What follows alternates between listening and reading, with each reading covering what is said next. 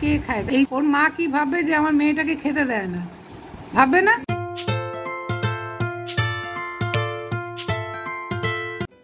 তিতলি এখন অফিসে বেরিয়ে যাবে, তাই তিতলির টিফিনটা ওকে দিয়ে দিচ্ছি। আজকে করেছি ম্যাগি আর চা, আর আমার রয়েছে দুটো, এটা রোজই আমরা খাই সবাই। তো এই টিফিনটা ওকে দিয়ে দিই, ও এটা খেয়ে নেবে। আর এখন লাঞ্চ বক্সটা সাজিয়ে দিচ্ছি, ওর রেডি করে দিচ্ছি।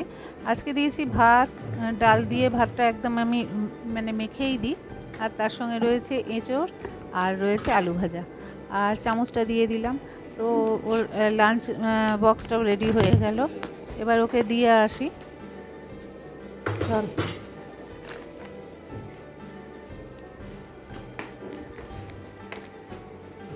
এরমভাবে কে খায়? দেখো, এইটুকুনি জিনিস দিয়েও খেয়ে যাবে, তাও বলে বলে আমি বেগুন ভাজাটা দিয়েছি। এদিকে পাঁপড় ভাজা আর একটুখানি পোস্ত, মানে সেটা নাই বলা যেতে পারে।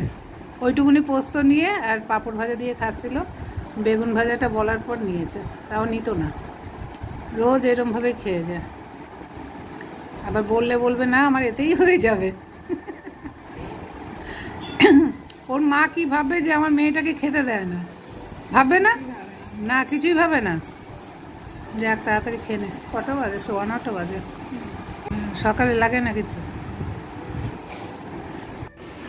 এই যে আরেকজন বেরিয়ে যাচ্ছে, চল টাটা।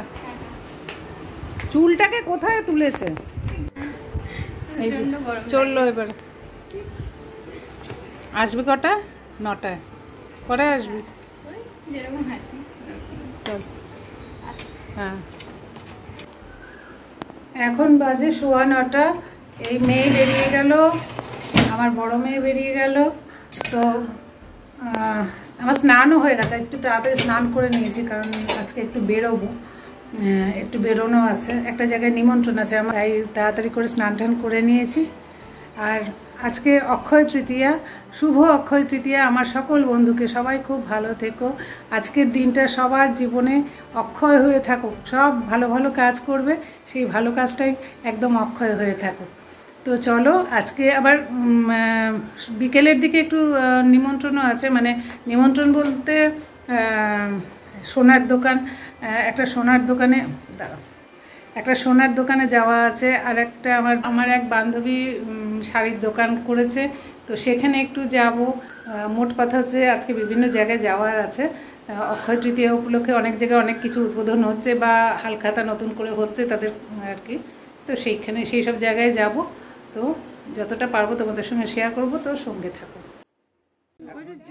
সেই দিদির বাড়ি, যার বাড়িতে শিব প্রতিষ্ঠা হলো আজকে। ভারত সেবাশ্রম সংঘ থেকে মহারাজ এসে শিব প্রতিষ্ঠা করে দিলেন, আর সেখানেই আমি এসেছি এখন। আমি আপনারটা বলবো, কখনো হয় না। ওখান থেকে দিয়েছে, যাদের বাড়ি গেছিলাম এখান থেকে লাঞ্চ বক্সটা দিয়েছে একটা টিস্যু।